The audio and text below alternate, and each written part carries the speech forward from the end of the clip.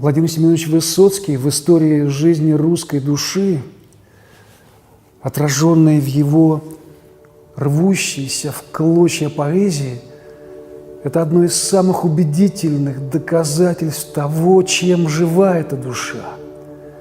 Болью и любовью, но перво-наперво мукой креста, на котором и Господь наш распят, но и верой в то, что чаша Его во спасение. За 2 года до смерти Высоцкий пишет: «Мне судьба до последней черты, до креста, спорить до хрипоты, а за ней немота, убеждать и доказывать с пеной у рта, что не то это вовсе не тот и не та, что лобазники врут про ошибки Христа, что пока еще в грунт не влежалась плита, только чашу испить не успеть на бегу, даже если разлить, все равно не смогу, или выплеснуть в наглую рожу врагу, не ломаюсь, не лгу, все равно не могу». Но в конце этой исповеди, сродненной со страстью Христовой на пороге Голгофы, эта душа вторит Сыну Человеческому: «Если все-таки чашу испить мне судьба, если музыка с песней не слишком груба, если вдруг докажу даже с пеной у рта, я умру и скажу, что не все суета». Поэзия Высоцкого – это фонетика стона, хрипа, крика сегодняшней души России, соборной, но рвущейся, как струны его гитары, но души, для которой Бог жив. И только этим и она еще жива. Но душа эта задыхается, нередко предавая саму себя, но сквозь испытания и сомнения, верящая в спасение. Спасите наши души, мы бредим от удушья, спасите наши души, спешите к нам, услышьте нас на суше, наш сос все глуше, глуше, и ужас режет души напополам. Это крик не только гибнущей подводной лодки, но и символ разрезанной напополам души нашей Родины. Во мне 2 «я», 2 полюса планеты, 2 разных человека, 2 врага.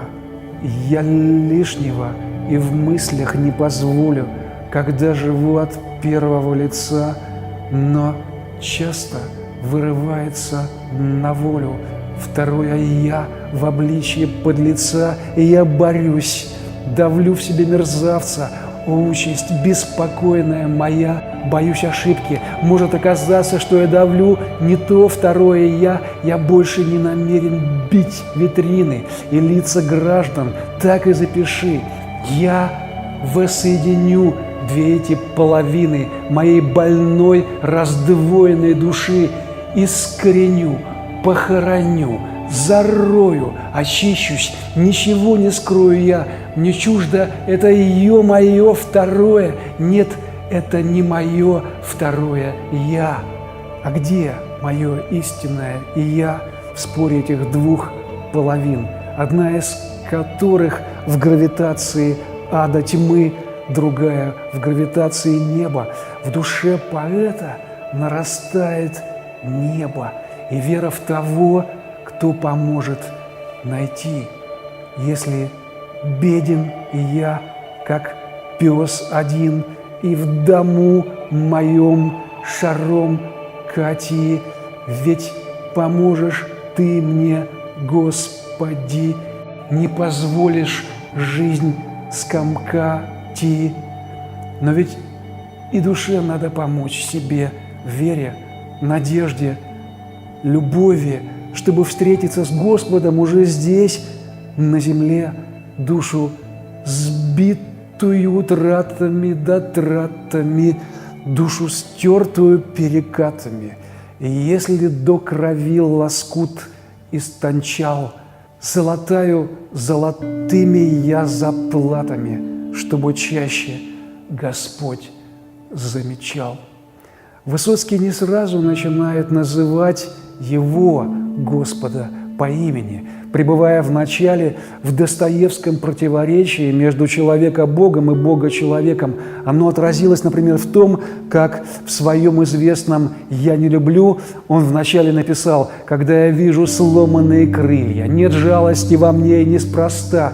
Я не люблю насилие, бессилие, и мне не жаль распятого Христа», но потом исправил: «Вот только жаль распятого Христа». Это в 1969 году.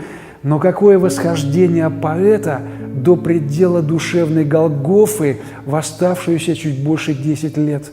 «Мне судьба до последней черты, до креста». Он – поэт, история его родины, чаша Христова, чаша страдания и воскресения оказались в его едином поэтическом слове и откровении о том, что Высоцкий причащен этой чашей, как вся отраженная в его поэзии история страны, от Ивана Калиты до Великой Отечественной войны и наших дней.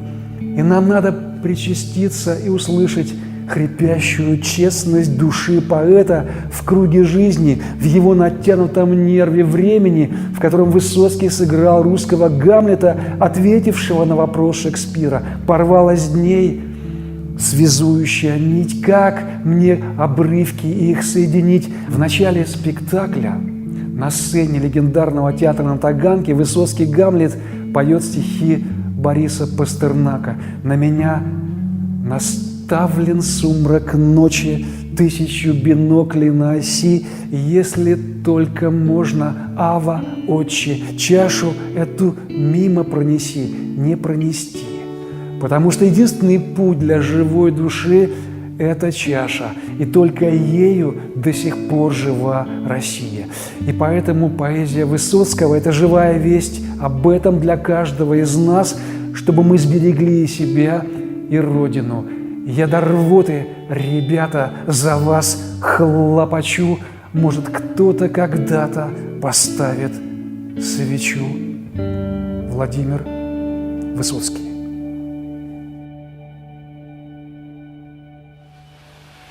Ну вот, я думаю, что, может быть, на этой песне мы можем закончить встречу. Спасибо, всего доброго.